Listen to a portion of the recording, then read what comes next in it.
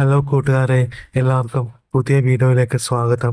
Video ഇഷ്ടമാവുകയാണെങ്കിൽ ലൈക്കും സബ്സ്ക്രൈബും ചെയ്യണേ. ജോയലിൻ്റെ വീട്ടിൽ അവനും അമ്മയും മാത്രമാണുള്ളത്. അവൻ്റെ പപ്പ മരിച്ചിട്ട് വർഷം 3 കഴിഞ്ഞു. അമ്മയുടെ പേര് ജാനകി. കാണാൻ വെളുത്ത് അല്പം വണ്ണമൊക്കെയുള്ള ഒരു സുന്ദരി. ഏകദേശം കാണാൻ സിനിമാ നടി കാവ്യ മാധവനെ പോലിരിക്കും. അത്രയ്ക്ക് സുന്ദരിയാണ്. ജോയൽ ബിടെക് കഴിഞ്ഞ് ഗൾഫിൽ ഒരു കമ്പനിയിൽ ജോലി ചെയ്തിരുന്നു. പക്ഷേ അവിടുന്ന് ഒരു ഫിലിപ്പീൻസുകാരിയുമായി പ്രണയത്തിലാവുകയും പിന്നീടുള്ള കലാപരിപാടിയിൽ അവൾ പ്രഗ്നൻ്റ് ആവുകയും ചെയ്തതോടെ ലീവിന് നാട്ടിൽ പോയിട്ട് വരാമെന്ന് പറഞ്ഞ് നാട്ടിലേക്ക് വന്ന ജോയൽ പിന്നീട് തിരികെ പോയില്ല. പിന്നെ ആ ഫിലിപ്പീൻസുകാരിയെ ഫേസ്ബുക്കിലും വാട്സപ്പിലുമെല്ലാം അവൻ ബ്ലോക്ക് ചെയ്തു. അവൻ്റെ ഈ കാര്യമൊന്നും അവൻ ആരോടും പറഞ്ഞിരുന്നില്ല. അങ്ങനെ നാട്ടിലെ വീട്ടിൽ അവനും അമ്മയും സുഖമായി ജീവിച്ചു പോകുന്നു. അവന് നാട്ടിൽ അതുവരെ ജോലിയൊന്നുമായിരുന്നില്ല. പിന്നെ ജാനകി ടൗണിലുള്ള ഒരു വലിയ തുണിക്കടയിൽ സെയിൽസ് ഗേളായി ജോലി ചെയ്യുകയാണ്. രാവിലെ വീട്ടിൽ നിന്നും ഇറങ്ങിയാൽ വൈകിട്ട് 6 മണിയോടെ തിരികെ വീട്ടിലെത്തും. വീട്ടിലും പുറത്തും സാരി തന്നെയാണ് അവരുടെ വേഷം. പിന്നെ തുണിക്കടയിൽ ഒരു ഷർട്ടാണ് യൂണിഫോം. അവിടേക്ക് പോകുമ്പോൾ സാരി ഉടുത്തുകൊണ്ട് തന്നെയാണ് പോകാറ്. ഇടാനുള്ള ഷർട്ട് ബാഗിൽ കൊണ്ടുപോകും. വൈകിട്ട് തിരികെ വരുമ്പോൾ ഷർട്ട് ബാഗിലിട്ട് സാരി ഉടുത്ത് വരും. ഇതാണ് പതിവ്. അങ്ങനെയിരിക്കെ നാട്ടിൽ വെറുതെ നടന്ന് അടുത്ത വീട്ടിലെ പെണ്ണുങ്ങളെയൊക്കെ നോക്കി ചിരിച്ചും വർത്താനം പറഞ്ഞും പിന്നെ കണ്ടതും അറിഞ്ഞതും ഓർത്ത് ഒന്ന് വിട്ടും ജോയലിൻ്റെ ദിവസങ്ങൾ മുന്നോട്ട് പോയി. അങ്ങനെ ഇരിക്കുമ്പോഴാണ് അവൻ പോലും പ്രതീക്ഷിക്കാതെ അവൻ്റെ മനസ്സിലേക്ക് ആ കാര്യം കടന്നു വന്നത്. ഒരിക്കൽ തുണിക്കടയിലേക്ക് ഇറങ്ങാൻ ലേറ്റായതിനാൽ വളരെ തിടുക്കത്തിൽ നടക്കുകയായിരുന്ന ജാനകിയുടെ സാരിത്തുമ്പ് പുറത്തെ ഡോറിൻ്റെ പിടിയിൽ ഒന്നുടക്കി. അപ്പോൾ ജോയൽ സിറ്റൗട്ടിലിരിക്കുകയായിരുന്നു. ആ കാഴ്ച കണ്ട് അവൻ അമ്പരപ്പോടെ നോക്കിയിരുന്ന് പോയി. അതുപോലൊരു കാഴ്ച ആദ്യമായിട്ടായിരുന്നു നേരിൽ കാണുന്നത്. മാമ്പഴങ്ങൾ സാധാരണ പോലെ ദർശിക്കാറുണ്ടെങ്കിലും ഇത്രയും വലിയ ഉഴുന്നുവട ആദ്യമായിട്ടായിരുന്നു ദർശിച്ചത്. എല്ലാം കൂടി ഒരുമിച്ച് കണ്ടപ്പോൾ ജോയലിൻ്റെ കിളി പോയി. അവന് നല്ല വിശപ്പ് തോന്നി. ജാനകി, ഷോ, ഇത് കുടുങ്ങിപ്പോയല്ലോ. അതും പറഞ്ഞ് അവർ അത് ഇളക്കിയെടുത്ത് നേരെയാക്കി. ഇടാ, ഫുഡ് ടേബിളിൽ എടുത്തു വെച്ചിട്ടുണ്ട് കേട്ടോ, ഞാൻ ഇറങ്ങുക. അതും പറഞ്ഞ് അമ്മ പോയി. ജോയൽ ഒന്നും മിണ്ടിയില്ല. അവൻ അങ്ങനെ അന്തം വിട്ട് നോക്കിയിരിക്കുകയാണ്. അവൻ്റെ മനസ്സിൽ പല ചിന്തകളും തോന്നിയെങ്കിലും വേണ്ട, അമ്മയല്ലേ, പോട്ടെ എന്ന് കരുതി. അങ്ങനെ അത് വിട്ടു. അങ്ങനെയിരിക്കെ ഒരു ഞായറാഴ്ച ദിവസം, അന്ന് ജാനകിക്ക് ലീവായിരുന്നു. അന്ന് രാവിലെ ജോയൽ അടുത്ത വീട്ടിലെ കോളേജിൽ പഠിക്കുന്ന രമ്യ തുണി അലക്കാനിട്ടപ്പോൾ അതിൽ ഒരെണ്ണം അടിച്ചു മാറ്റി. എന്നിട്ട് അത് അവൻ്റെ റൂമിൽ കൊണ്ടുപോയി കട്ടിലിൽ വെച്ച് അവിടെ സൂക്ഷിച്ചു. പക്ഷേ അവൻ അത് അടിച്ചു മാറ്റി കൊണ്ടുപോകുന്ന കാര്യം രമ്യ ടെറസിൻ്റെ മുകളിൽ നിന്നും കണ്ടിരുന്നു. അങ്ങനെ രമ്യ ദേഷ്യത്തോടെ അവൻ്റെ വീട്ടിലോട്ട് ചെന്നു. ജാനകി, ആ രമ്യ മോളോ, മോളെ, എന്തൊക്കെയുണ്ട് വിശേഷം? രമ്യ, ഞാനിവിടെ വിശേഷം പറയാൻ വന്നതല്ല. ജാനകി, എന്താ മോളെ ഒരു ദേഷ്യം പോലെ? രമ്യ, പിന്നെ എന്താ ആൻറ്റി പറയുക?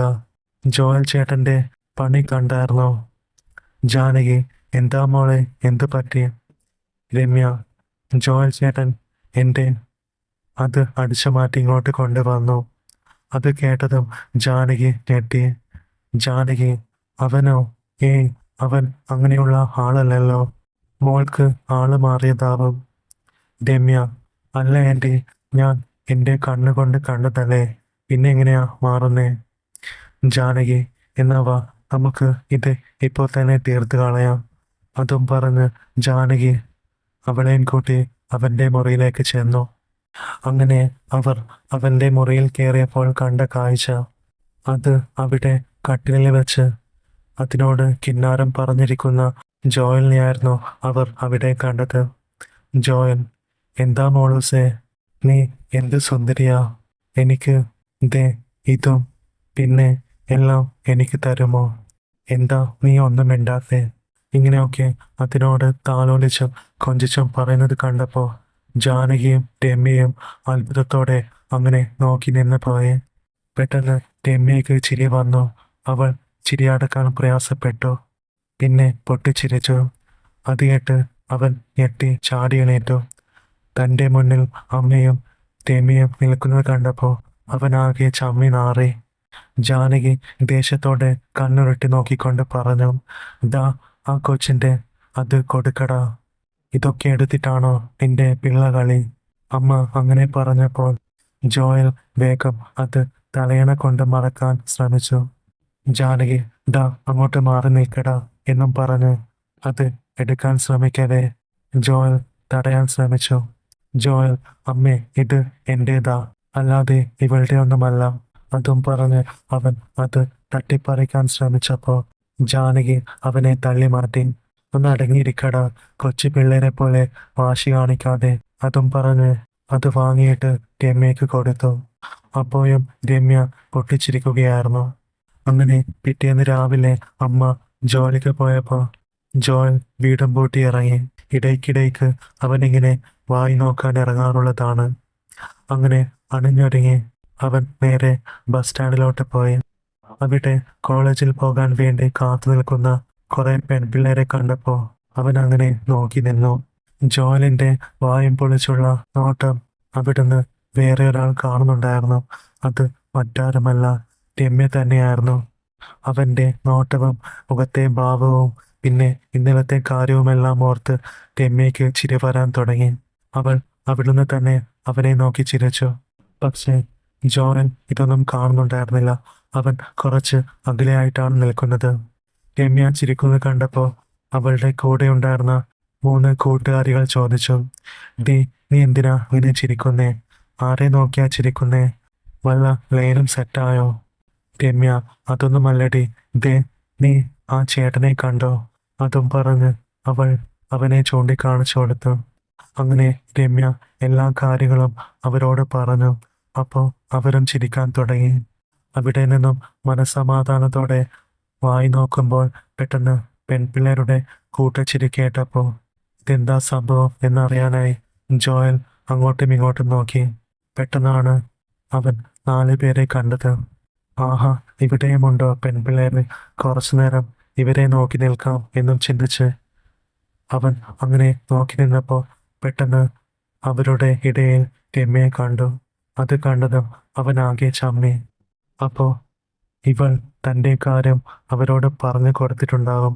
അതാണ് അവരെല്ലാവരും തന്നെ നോക്കി ചിരിക്കുന്നത് എന്ന് അവന് മനസ്സിലായി. ഇനി ഇവിടെ നിന്നാൽ ശരിയാവില്ല, വേറെ എവിടെയെങ്കിലും പോയി നിൽക്കാം. അതും ചിന്തിച്ച് അവൻ വേഗം മറ്റൊരു ഭാഗത്ത് പോയി നിന്നു. അപ്പോൾ അവിടെ ആ കാഴ്ച കണ്ട് അവന് വല്ലാതായി. കുറെ പെൺപിള്ളേര് AC സ്ലീപ്പർ ബസ്സിൽ നിന്നും ഇറങ്ങി വരുന്നു. എല്ലാം ഹിന്ദിക്കാരികളാണ്. ഹിന്ദിയിലും ഇംഗ്ലീഷിലും എന്തൊക്കെയോ സംസാരിക്കുന്നുണ്ട്. ആ പെൺപിള്ളേരുടെ ഹിന്ദിയിലുള്ള കിളിനാദം കേൾക്കാൻ തന്നെ ഒരു പ്രത്യേക രസമായിരുന്നു. മാത്രമല്ല അവരുടെ കിളിനാദത്തിന് ഭംഗി കൂട്ടാനെന്ന പോലെ അവരുടെ അധരങ്ങളിൽ ലിപ്സ്റ്റിക് ഇട്ട് ചുവപ്പിച്ച് മനോഹരമാക്കിയിരിക്കുന്നു. പിന്നെ അവരുടെ എല്ലാവരുടെയും വസ്ത്രങ്ങൾ വളരെ മോഡേൺ ആയിരുന്നു, ഇറുകിയതും സ്ലീവ്ലെസ്സുമൊക്കെ. അതൊക്കെ കണ്ടപ്പോൾ ജോയലിന് വല്ലാതെയായി. അങ്ങനെ കുറച്ചു നേരം നോക്കി നിന്നതിന് ശേഷം ജോയൽ വേഗം 2 രൂപയും കൊടുത്ത് അവിടെ ഉണ്ടായിരുന്ന ബാത്റൂമിൽ പോയി. പിന്നെ കാര്യം സാധിച്ചു. അങ്ങനെ പിന്നീട് പുറത്തിറങ്ങിയപ്പോൾ നല്ല മഴ പെയ്യുന്നുണ്ടായിരുന്നു. ഇതെന്താ ഇപ്പോൾ പെട്ടെന്നൊരു മഴ? അവൻ ചിന്തിച്ചു. മഴ ആയതുകൊണ്ട് തന്നെ അവിടെയുണ്ടായിരുന്ന ആളുകൾ അങ്ങോട്ടും ഇങ്ങോട്ടുമായി ഒന്ന് ഒതുങ്ങി നിന്നു. അതുകൊണ്ട് തന്നെ ജോയലിന് കൂടുതൽ സീൻ പിടിക്കാൻ പറ്റിയില്ല. അങ്ങനെ അവൻ അങ്ങോട്ടും ഇങ്ങോട്ടും നോക്കി നിൽക്കുമ്പോഴാണ് കുറച്ചപ്പുറത്തായി ഒരു ആൻറ്റിയെ കണ്ടത്. തട്ടമിട്ട സാരി ഉടുത്ത ഒരു സുന്ദരി ആൻറ്റി. അവർ അങ്ങോട്ട് നോക്കി നിൽക്കുകയാണ്. പിന്നിൽ നിന്നും ജോയൽ അങ്ങനെ നോക്കി നിന്നപ്പോൾ അവരെ മുൻപ് എവിടെയോ കണ്ടതുപോലുള്ള പരിചയം തോന്നി. ഓ, എന്നാലും ഈ താത്തയ്ക്ക് എന്തൊരു സൗന്ദര്യമാണ്! എന്താ ഒരു ഇത്! അവൻ ചിന്തിച്ചു. അങ്ങനെ ആ താത്തയെ ഒന്ന് മുട്ടി നോക്കാമെന്ന് തന്നെ അവൻ തീരുമാനിച്ചു. കുറച്ചു നേരം അവരെ നോക്കി അവിടെ തന്നെ നിന്നു.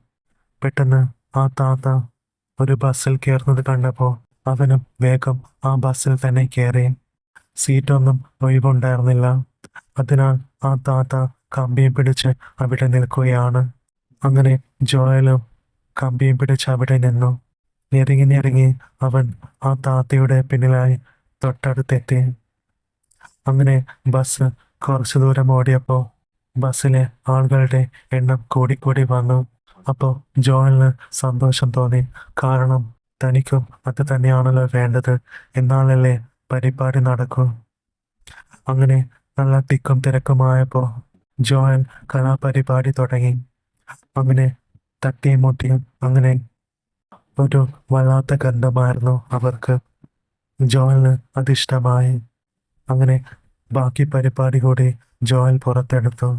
അവരുടെ ഭാഗത്തു നിന്നും ഒരു പ്രതികരണവും ഉണ്ടായിരുന്നില്ല. അവർ എല്ലാത്തിനും പ്രോത്സാഹനം കൊടുക്കുന്നത് പോലെ അവന് തോന്നി. ഈ താത്ത കൊള്ളാലോ, എല്ലാത്തിനും നല്ല പ്രോത്സാഹനമാണല്ലോ. പാവം താത്ത. എന്തായാലും ഇവരെ പോലുള്ളവരെ ഫ്രണ്ടായി കിട്ടാൻ ഇന്നത്തെ കാലത്ത് വളരെ ബുദ്ധിമുട്ടാണ്.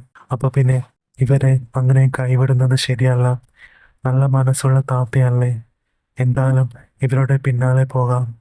എന്നിട്ട് ഒന്ന് സംസാരിക്കണം, പരിചയപ്പെടണം, പിന്നെ എന്തുമാവാലോ. അതൊക്കെ ചിന്തിച്ച് അവൻ സന്തോഷത്തോടെ കലാപരിപാടി തുടർന്നു. അങ്ങനെ ബസ് കുറച്ചു ദൂരം പിന്നിട്ടു. പെട്ടെന്ന് ഒരു സ്റ്റോപ്പ് എത്തിയപ്പോൾ ആ താത്ത ഇറങ്ങുന്നത് കണ്ടു. ജോയലും പിന്നാലെ നടന്നു. അങ്ങനെ ആ താത്ത ഇറങ്ങിയതും അവൻ ചുറ്റും നോക്കി അവരുടെ പിന്നാലെ ചെന്നു. ബസ് പോയി. അവിടെയുള്ള ആളുകളും അങ്ങോട്ടും ഇങ്ങോട്ടുമായി നടന്നു. മുന്നിൽ താത്ത നടക്കുന്നു, ജോയൽ പിന്നാലെയും. അവൻ പിന്നാലെ ചെന്നു. അവൻ ഉറക്കെ വിളിച്ചു, താത്ത, ഒന്ന് നമ്പർ തന്നിട്ട് പോയിക്കൂടെ? അവൻ ഒരു ചിരിയോടെ അങ്ങനെ പറഞ്ഞതും അവർ തിരിഞ്ഞു നോക്കിയതും അവർ രണ്ടുപേരും ഒരുപോലെ ഞെട്ടി. അത് അവൻ്റെ അമ്മ തന്നെയായിരുന്നു.